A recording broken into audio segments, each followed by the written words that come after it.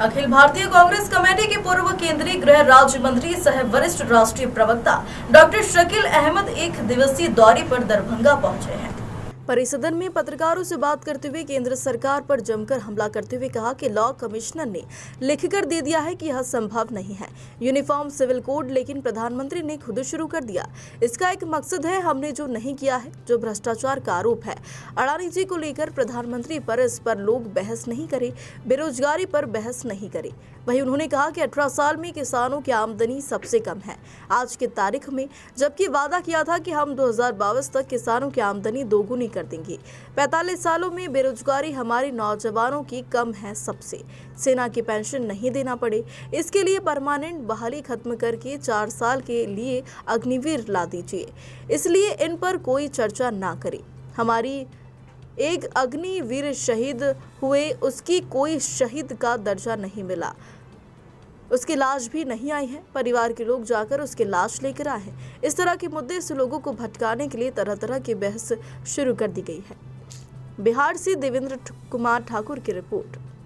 Law commissioner ने लिख के दे दिया कि ये संभव नहीं है यूनिफॉर्म सिविल कोड। अब प्रधानमंत्री ही दूसरा कोई कहे छोटा मोटा तो मालूम होता है प्रधानमंत्री ने खुद ही शुरू किया।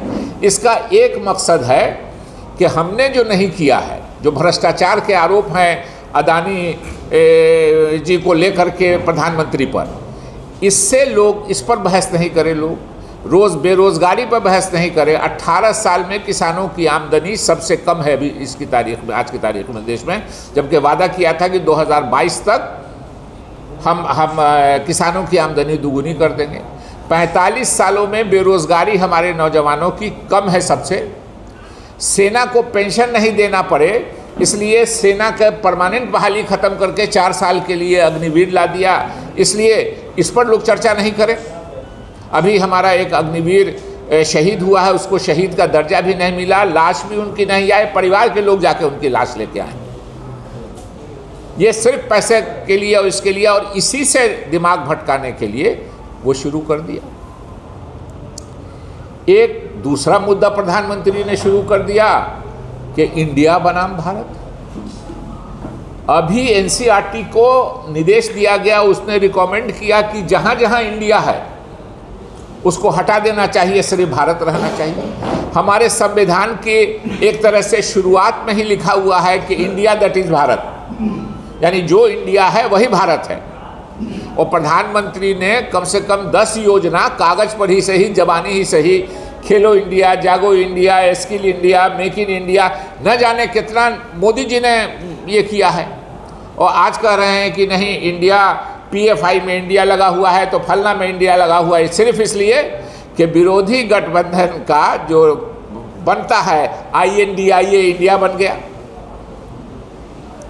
तो इस मामले में सिर्फ एक मकसद है प्रधानमंत्री जी का कि हमारे क्रियाकलाप पर चर्चा नहीं हो, गैर जरूरी मुद्दों पर देश के लोग बहस करें। हर चौक पे, चौराहे पे हमारा जो भ्रष्टाचार का आरोप है, अडानी जी के मामले में तो उनका भ्रष्टाचार बिल्कुल खुला हुआ है, तो उस भ्रष्टाचार पे चर्चा नहीं करें लोग, उस बेरोजगारी पे चर्चा नहीं करें। 400 रुपये था सिलेंडर जब सरकार आई थी, गैस का सिलेंडर हम लोग की सरकार गई थी और मोदी जी की सरकार आई, 1100-1200 रुपये, इस पर बहस नहीं हो।